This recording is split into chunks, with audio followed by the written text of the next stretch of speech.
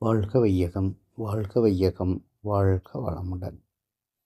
தலைப்பு: ஞானமும் வாழ்வும். ஞானம் என்றால் அறிவின் தெளிவு என்பது பொதுவான விளக்கம். அறிவு அறிந்த தெளிவு என்பது சிறப்பான விளக்கம். உடல் இயக்கம், உயிர் இயக்கம் இரண்டும் இணைந்த ஒரு சிறப்பியக்கம் ஜீவன் எனப்படும். உடலுடைய உயிர் சுழன்றியங்கும் போது அவ்வுயிரின் சிறப்பாற்றலாக எழும் விளைவே உணர்ச்சிகள். உணர்ச்சிகளை துய்த்து உயிரானது பெறும் உண்மை நிலை தெளிவே அறிவு. ஜீவனின் பிறப்பிற்கும் இறப்பிற்கும் இடையே நடைபெறும் தொடர் இயக்கம் வாழ்வு ஆகும். இயற்கை விதி, சமுதாய அமைப்பு, இன்ப துன்ப உணர்ச்சிகள் ஆகிய 3 கோணங்களின் இணைப்பிலே வாழ்வு நடைபெறுகிறது. இம்மூன்று துறைகளையும் பற்றி தெளிவாக அறிந்து அறிவிலே முழுமை பெற்று வாழ்வதே ஞான வாழ்வாகும். வெளிச்சத்திலே பொருட்களை தெளிவாக பார்ப்பது போல கொள்முதல் விலை தெரிந்தவன் விற்பனை விலையை நிர்ணயிப்பது போல முறையாக அடுக்கி வைக்கப்பட்ட பொருட்களை தேவையான ஒன்றை காலநிலமின்றி குறிப்போடு எடுத்துக்கொள்வது போல மனிதன் எளிதாகவும் செம்மையாகவும் வாழ்வதற்கு ஞானம் உதவுகின்றது.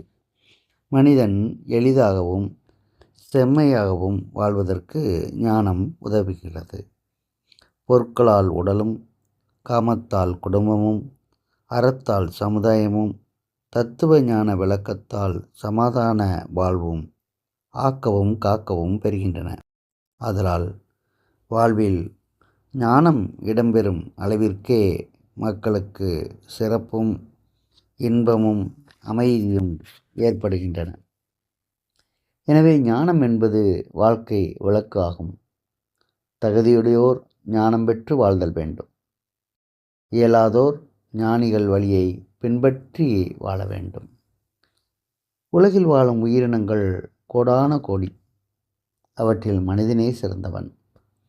புலன்கள் 5க்கும் மேலாக சென்று ஒவ்வொரு நிகழ்ச்சிக்கும் தோற்றத்திற்கும் காரண நிலையை கண்டுபிடிக்கும் 6வது அறிவின் நிலையை பெற்றவன் மனிதன். பிற உயிர்கள் உணர்தலாக பெறும் இன்ப துன்ப உணர்ச்சிகளின் அளவுகளை கணித்து இறங்கி உதவும் கருணை உள்ளம் பெற்றவன் மனிதன். உடல் கருவிகளுக்கு துணைக்கருவிகளாக பலவிதமான ஆயுதங்களையும் இயந்திரங்களையும் செய்யவும் பயன்படுத்தவும் தகுதி பெற்றவன் மனிதன். தன் இனம் தோன்றி வழி வழியாக வாழ்ந்து கண்ட அனுபவங்கள் அனைத்தும் இணைத்து தன் வாழ்வை உருவாக்கி கொள்ளும், வளமாக்கி கொள்ளும் ஆற்றல் பெற்றவன் மனிதன். இயற்கையில் நடைபெறும் நிகழ்ச்சிகளையும் தோற்றங்களையும் கணித்து அவற்றைப் போல போலி செய்து பயன்கொண்டு இன்புறும் ஆற்றல் பெற்றவன் மனிதன். செயல்திறனாலும் அறிவின் நுட்பத்தாலும் காலம், இடம், சூழ்நிலை, தேவை இவற்றிற்கேற்ப இயற்கை வளங்களை வாழ்வின் வளமாக உருமாற்றியும் தரமாற்றியும் துய்த்து மகிழும் பேராற்றல் பெற்றவன் மனிதன். தன் மூலமும் முடிவும் உணர்ந்து தானும் சிறப்பாக வாழ்ந்து வாழத் தெரியாதவர்களையும் வாழ இயலாதவர்களையும் சிறப்பாக வாழ வைக்கும் பேரறிவும் நுண்ணறிவு திறமையும் பெற்றவன் மனிதன். பல கோடி உயிரினங்கள் வாழ இடமாக உள்ளது இந்த பூ உலகம்.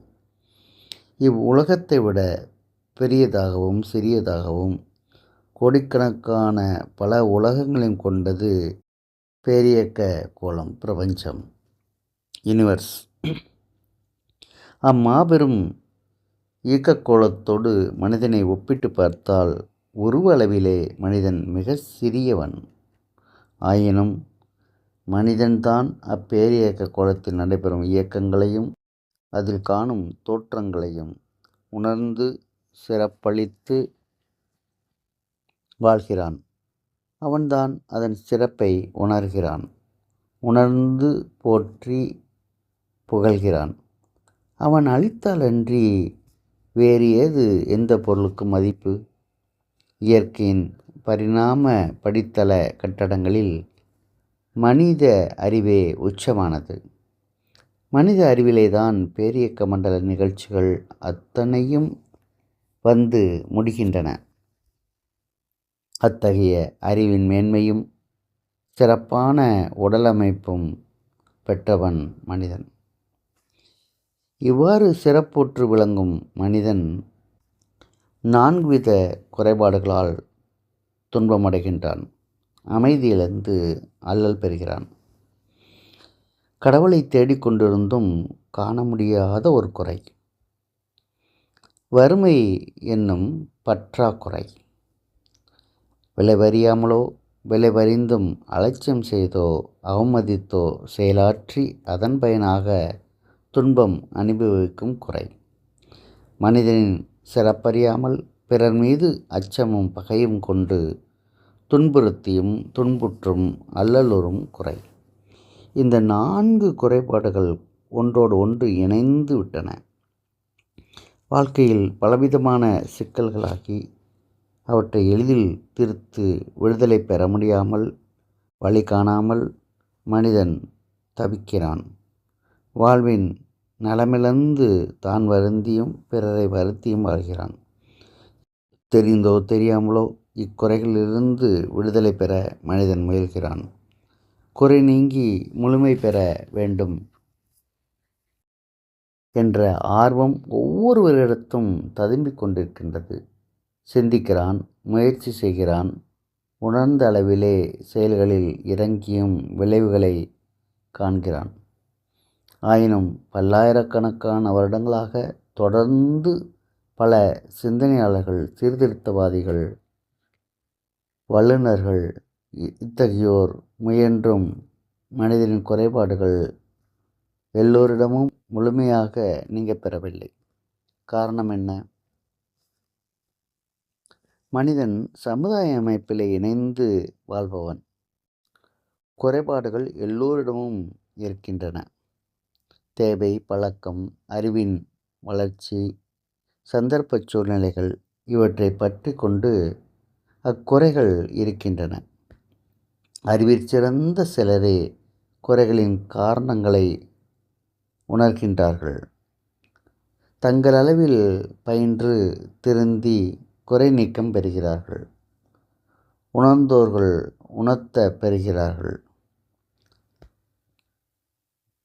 ஆயினும் அவர்களில் எல்லோரும் தாங்கள் பெற்ற விளக்கங்களுக்கேற்ப பழக்கத்தை மாற்றி கொள்ள துணிவு பெறவில்லை. பழக்கத்திற்கு மனிதன் அடிமை அல்லவா? மனிதன் அறிவு மற்றெல்லாவற்றையும் விட சிறப்புற்றிருந்தும் அது ஐம்புலன் உணர்ச்சிகளில் சிக்குண்டு மயங்கி இன்ப துன்ப அனுபவங்களிலே சுழன்று கொண்டிருக்கின்றது. ஆன்மாவின் களங்கங்களான பழிச்செயல் பதிவுகளை தூய்மை செய்து பரம்பொருளை உணர்ந்து அதோடு கலந்து முடிவதற்கே உடலை ஒரு கருவியாக அமைத்து கொண்டிருக்கும் உண்மையினை மறந்து மயக்கத்தால் மாயை நிலையில் செயல்புரிந்து கொண்டிருக்கின்றது. அறிவு முதிர்ந்து சிந்தனை இல்லாமல் தானே தெளிவு பெறும் போது அல்லது தெளிந்தவர்கள் சுட்டிக்காட்டி உணர்த்தும் போது அவன் அறிவு விழிப்பு நிலை அடைகிறது. கடவுளை காண வேண்டும் என்ற குறையை அறிவின் விளக்கத்தால் போக்கி அதன்படி வாழ்பவர்கள் சிலர். அவர்கள் விளக்கிய போதனைகளால் நலம் பெற்றவர்கள் பலர். நலம் பெற்றவர்கள் தங்கள் ஞானாசிரியர்களுக்கு அளித்த மதிப்பை கண்டு அந்த ஞானிகளைப் போன்று அறியாதோர் சிலரும் வேடமிட்டு நடித்தார்கள். மக்களை மயக்குகிறார்கள். பொருளை சுரண்டியும் வாழ முற்படுகிறார்கள். இதனால் தூய்மையான தத்துவ விளக்கத்துறை ஓரளவுக்கு களங்கம் பெற்றது எனினும், தெளிந்தோர் முயற்சி இத்தகைய தீமைகளையும் வென்று கொண்டே வருகின்றது. மேலும் சமுதாய அமைப்பில் பெரும்பாலோர் புரிந்து கொள்ளாத, ஒப்புக்கொள்ளாத முன்னர் எந்த சீர்திருத்த முறைக்கும் எதிர்ப்பு இருக்கும் அல்லவா? இக்காரணங்களால் உலகில் தோன்றி வாழ்ந்த பேரறிஞர்கள் தெளிந்து கண்ட, உலகுக்கு உணர்த்திய சீர்திருத்த கருத்துக்களுக்கும் செயல்முறைகளுக்கும் நூல் அளவிலும் மதச் சடங்குகள் முறை என்ற முறையிலும் நின்றுவிட்டன. முழு பயனும் தரவில்லை.